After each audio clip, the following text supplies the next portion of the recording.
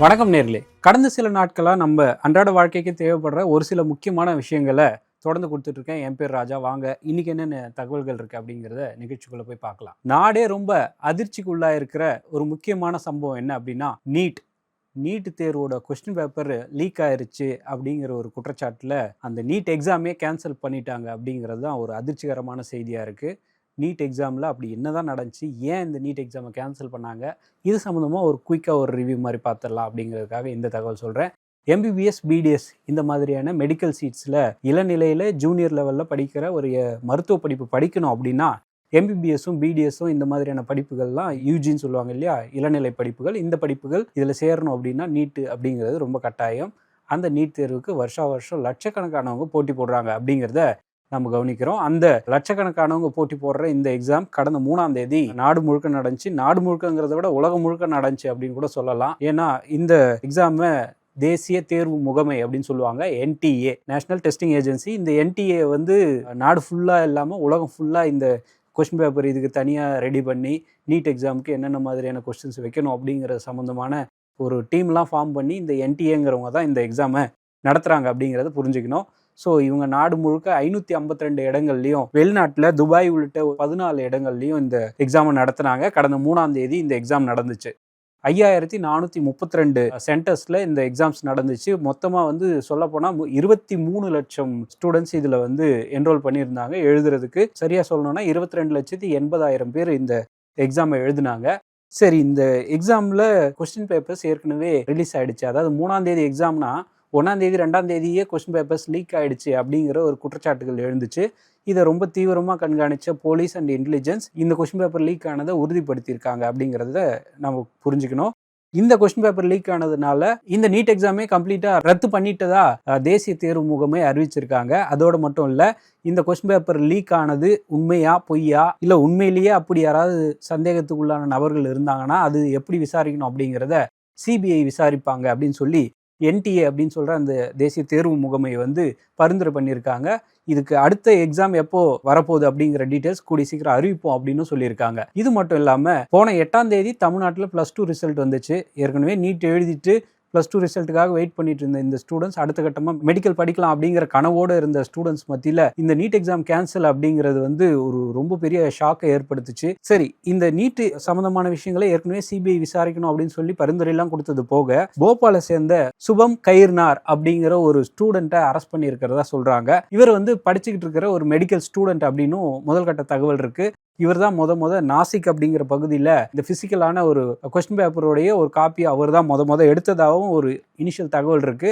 இவர் வந்து இந்த கையில் கிடைச்ச லீக்கான கொஸ்டின் பேப்பரை ஹரியானாவை சேர்ந்த ஒருத்தருக்கு டிஜிட்டல் மூலமாக அனுப்புனதா சொல்லப்படுது. இதுக்கு பின்னாடி ஒரு பெரிய நெட்வொர்க்கே இயங்கிட்டு இருக்கு. 100 கோடி ரூபாய் வரைக்கும் இதுக்கான பணப்புழக்கம் நடந்ததா சொல்லப்படுது. எதுவுமே இப்போ வரைக்கும் இனிஷியல் தகவல்களாக இருக்கு. அதில் வேறு ஏதாவது ஃபர்தராக அப்டேட் வந்தால் நாங்கள் கண்டிப்பாக உங்களுக்கு தெரியப்படுத்துகிறோம். நீட் தேர்வு அது சம்மந்தமான செய்திகளில் மாணவர்களுக்கான ஒரு கஷ்டமான செய்தி இருந்த மாதிரியே அடுத்த கட்டமாக விவசாயிகளுக்கும் ஒரு பெரிய பாதிப்புக்குள்ளான ஒரு தகவல் இது. வெங்காயத்துடைய ஏற்றுமதி வந்து ரொம்ப கடுமையாக பாதிக்கப்பட்டிருக்கு அப்படிங்கிறத நம்ம கவனிக்கணும். மத்திய அரசுல இருந்து ஈரான் அமெரிக்காவுக்கு இடையில நடக்கிற இந்த போர் காரணமா நம்ம ஊர்ல வெங்காயத்துடைய விலை கணிசமாக குறைஞ்சிருக்கு அப்படிங்கிற மாதிரியான ஒரு தகவல் இருக்கு. அங்கதானே போர் நடக்குது, இங்க எப்படி விலை குறையும் அப்படின்னு நீங்க கேட்கலாம். மத்திய ஆசிய நாடுகள், அதாவது மிடில் ஈஸ்ட் இந்த மாதிரியான நாடுகளுக்கு தான் இந்தியாவில இருந்து அதிகபட்சமான வெங்காயங்கள் ஏற்றுமதி பண்றாங்க அப்படிங்கிற தகவல் சொல்றாங்க. இதுல குறிப்பா இந்தியாவிலிருந்து வளைகுடா நாடுகளுக்கு தான் ஏற்றுமதி அதிகம். நம்ம சொன்ன மாதிரி மத்திய பிரதேசம் அப்புறம் மகாராஷ்டிரால இருந்து தான் இந்த அதிக அளவிலான வெங்காயம் ஏற்றுமதி பண்றாங்க அப்படிங்கிறது நம்ம பார்க்கணும். இந்த மத்திய பிரதேசத்திலையும் மகாராஷ்டிராலையும் இப்போ கள நிலவரம் என்னவா இருக்கு அப்படின்னா, உற்பத்தி அதிகமாக இருக்கு, அதே நேரத்தில் வாங்குறதுக்கு ஆள் இல்லை அப்படின்னும் போது விலை ஆட்டோமேட்டிக்காக விழுது. நாம நினைக்கிற மாதிரியான விலைகள்லாம் இல்லை. 1 கிலோ 1 ரூபாய்க்கெல்லாம் வெங்காயத்தை விற்கிறாங்க அப்படிங்கிற ஒரு அதிர்ச்சி தகவல்லாம் தெரிய வந்திருக்கு. இன்னைக்கு நம்ம சென்னையில் ஒரு 4 கிலோ 5 கிலோ 100 ரூபா அப்படிங்கிற மாதிரி விற்கிறாங்க அப்படின்னா அது ஃபுல்லாக டிரான்ஸ்போர்ட் சார்ஜஸ் அப்படிங்கிற மாதிரியும் வியாபாரிகள் சொல்கிறாங்க. அதே நேரத்தில் இந்த வெங்காயம் மத்திய கிழக்கு நாடுகளுக்கு போயிருந்ததுன்னா உரிய விலை எங்களுக்கு கிடச்சிருக்கும் ஆனால் அங்கே போர் நடந்துக்கிட்டு இருக்கு, அங்கே யாரும் வாங்குறதுக்கே ஆள் இல்லை. இங்கேருந்து ஒரு பொருளை இங்கேருந்து எப்படி அனுப்புறது, கப்பல் மூலமாக அனுப்புனாலுமே அந்த ஸ்ட்ரெய்ட் ஆஃப் ஹார்முஸ் வழியாக போகணும், அப்புறம் இன்னும் பல சிக்கல்கள் இருக்குது. அப்படிங்கிறதுனால இந்த வெங்காய விவசாயிகள் ஏற்கனவே ரொம்ப கஷ்டத்தில் இருக்காங்க. கடன் வாங்கி தான் இந்த வெங்காயத்தை பயிர் பண்ணியிருக்கோம், ஆனாலும் எங்களுக்கு உரிய விலை கிடைக்கவே இல்லை அப்படின்னு சொல்லி வெங்காய விவசாயிகள் கண்ணீர் வடிக்கிறாங்க. அப்படிங்கிறத நம்ம கவனிக்க வேண்டியது இருக்குது. இதுக்கு பிறகு உரிய விலை கிடைக்குமா அப்படிங்கிறதுனால சரி கிடைச்ச விலைக்கு வித்துருவோம் அப்படிங்கிற நிலைமையிலேயே இவங்க வந்துடுறாங்க. ஒரு மருத்துவம் சம்மந்தமான செய்தியை பார்த்தோம். அடுத்ததாக விவசாயிகள் எவ்வளோ கஷ்டத்தில் இருக்காங்க அப்படிங்கிற சம்மந்தமான பார்த்தோம்.